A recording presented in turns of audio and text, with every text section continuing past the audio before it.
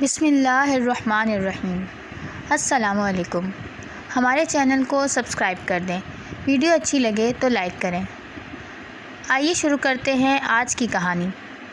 بھائی کے دوست کے ساتھ عشق لڑاتے پکڑی گئی۔ ہم 4 بہن بھائی تھے، راحیلہ باجی، سمر بھائی، ندا باجی اور میرا نمبر آخری تھا۔ راحیلہ باجی نے MBA کر لیا تھا، ان کی شادی ہو گئی۔ ندا باجی نے میٹرک کیا، پھر اچھے کالج میں ایڈمیشن لیا۔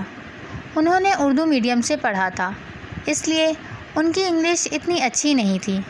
کالج میں سب لڑکیاں انگلش بولتی تھیں، اس لیے ندا باجی پریشان رہنے لگیں۔ والد صاحب ٹیوشن کی اجازت نہیں دیتے تھے۔ سمر بھائی کی انگلش بہت اچھی تھی، انہوں نے انگلش میڈیم سے پڑھا تھا، لیکن وہ تھوڑے لاوالی سے تھے۔ روز کہتے تھے کہ آج پڑھا دوں گا، مگر نہیں پڑھاتے تھے۔ ہم جس محلے میں رہتے تھے وہ شریفوں کا محلہ تھا۔ ہمارے مکان کے سامنے والے مکان میں ایک زمیندار فیملی رہتی تھی۔ ان کی بیٹی سائمہ میری دوست بن گئی تھی۔ وہ لوگ پہلے گاؤں میں رہتے تھے، ان کے ہاں لڑکیوں کو زیادہ آزادی نہیں ہوتی۔ سائمہ بہت ہی خوبصورت تھی اور بہت خوش اخلاق تھی۔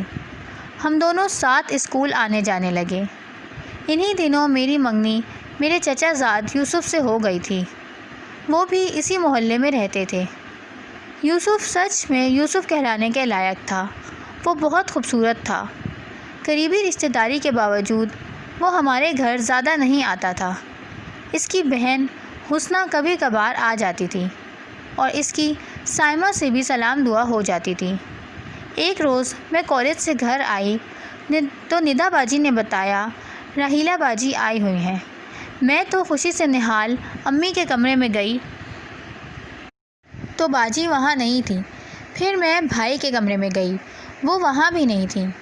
وہاں ایک لڑکا بیٹھا ہوا تھا، مجھے دیکھ کر وہ اٹھا اور سلام کیا۔ میں جواب دے کر واپس پلٹ گئی۔ راحیلہ باجی واش روم میں تھی۔ پھر دوبارہ میں امی کے کمرے میں گئی، باجی کو وہاں دیکھ کر ان سے پوچھا، بھائی کے کمرے میں وہ لڑکا کون بیٹھا ہے؟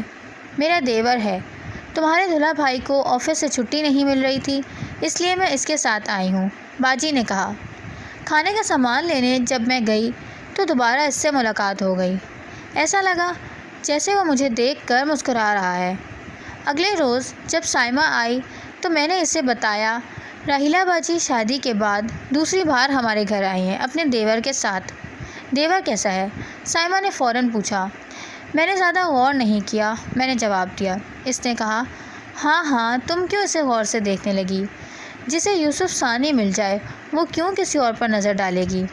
اسے مذاق کا میں نے کوئی جواب نہ دیا۔ شام کو سائمہ ہمارے گھر آئی، اس نے سرفراز کو دیکھا، وہ اسے عجیب سی نظروں سے دیکھنے لگی۔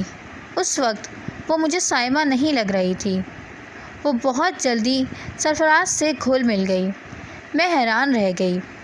ہم لوگ تو باجی کے سسرال والوں سے بات کرنے سے بھی گھبراتے ہیں، ہمارے گھر کا ایسا ہی ماحول تھا۔ اگلے روز جب سائمہ مجھے اسکول میں ملی تو کہنے لگی کہ تمہاری بہن کا دیور مجھے بہت اچھا لگا ہے، میرا یہ خط سرفراز کو دے دو گی؟ میں نے خط لینے سے انکار کر دیا تو وہ میرے پیچھے پڑ گئی، اتنی ضد کی کہ مجھے خط لینا ہی پڑا۔ جب گھر گئی تو سب کھانا کھا رہے تھے، میں چپکے سے سرفراز کے کمرے میں گئی اور سائمہ کا خط سرفراز کو دے دیا۔ وہ میرا منہ دیکھتا رہ گیا اور میں وہاں سے فوراً چلی گئی۔ اگلے روز جب اسکول گئی تو سائمہ نے دوبارہ خط مجھے دیا، میں نے منع کر دیا، مگر وہ دوستی کا واسطہ دے کر کہنے لگی، پلیز یہ خط سرفراز کو دے دو۔ اب میں کیا کرتی؟ میں مجبور ہو چکی تھی۔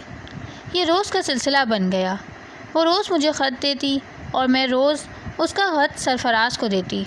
ایک دن والد صاحب نے سرفراز کو خط دیتے ہوئے دیکھ لیا۔ میں سائمہ کا نام لینے سے ڈر رہی تھی کہ وہ کہیں گے اس کا خط بھی کیوں دے رہی ہو۔ انہوں نے باجی کو یہ کہہ کر رخصت کیا کہ آئندہ ہمارے گھر اپنے دیور کے ہمراہ مت آنا۔ میں سمجھی سب کچھ ٹھیک ہو گیا۔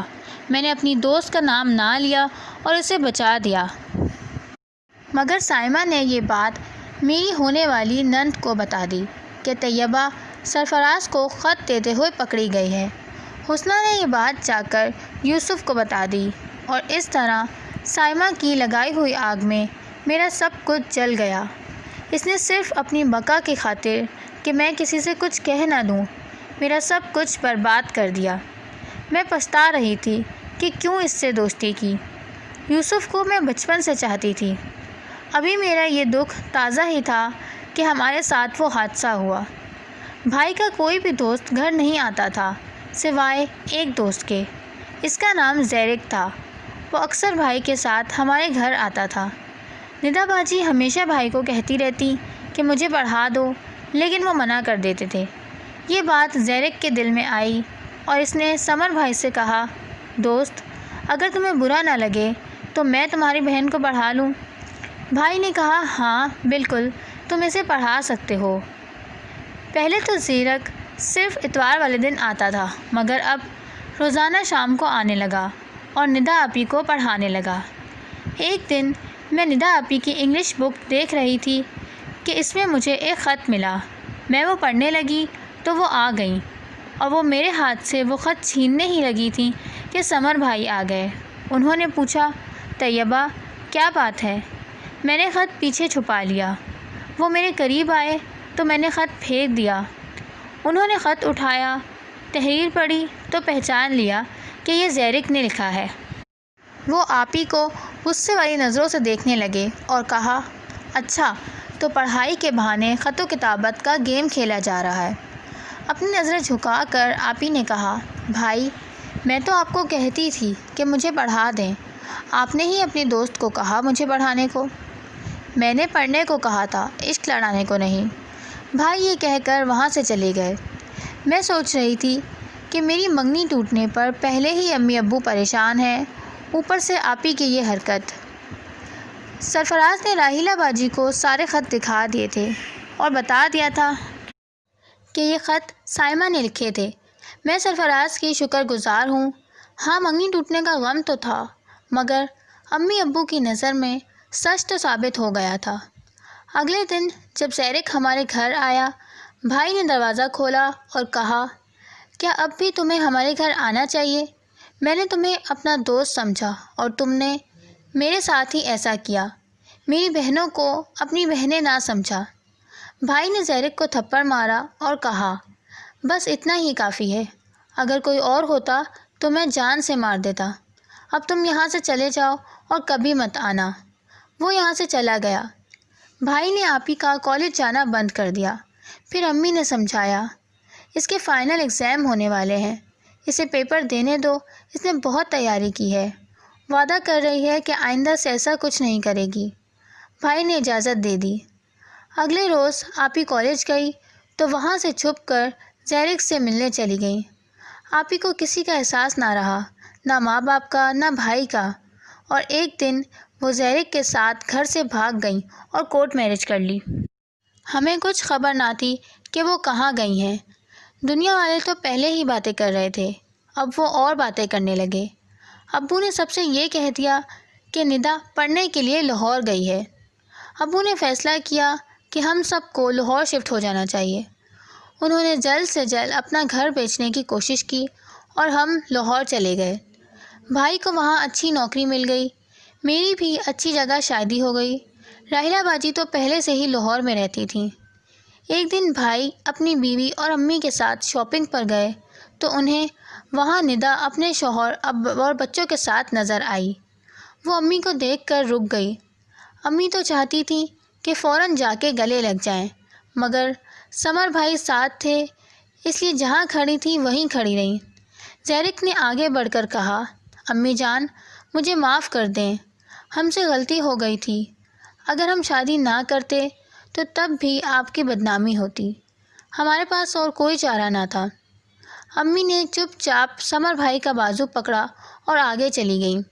کہا، چھوڑو، ہماری زندگی میں جو ہونا تھا وہ تو ہو چکا ہے۔ اب ندا 3 بچوں کی ماں ہے، وہ اپنے گھر میں خوش ہے یا نہیں خوش، ہم سے اس کا کوئی واسطہ نہیں ہے۔ 1 سال بعد ندا کا میرے پاس فون آیا۔ میں نے کہا، اب تو خوش ہونا تم؟ تو ندا نے کہا، میں کیسے بتاؤں کہ میں خوش ہوں یا ناخوش؟ میں جس طرح کی زندگی گزار رہی ہوں تم اس کا تصور بھی نہیں کر سکتی۔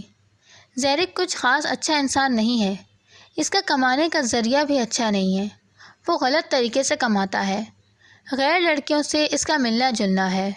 پھر پوچھا، طیبہ تم تو خوش ہو نا؟ میں نے کہا، ہاں میں تو خوش ہوں، اپنے امی ابو کی دعاؤں کے ساتھ میں نے شادی کی تھی۔ پھر ندا نے ٹھنڈی آہ بھر کر کہا، کاش میں نے بھی ماں باپ کی دعاؤں کے ساتھ شادی کی ہوتی۔ میرے لیے دعا کرنا کہ زیرک سدھر جائے۔ زیرک سدھرا یا نہیں مجھے کچھ پتہ نہیں، کیونکہ میں اپنے شوہر کے ساتھ کینیڈا شفٹ ہو گئی۔ اس کے بعد ندا سے میرا کوئی رابطہ نہ رہا۔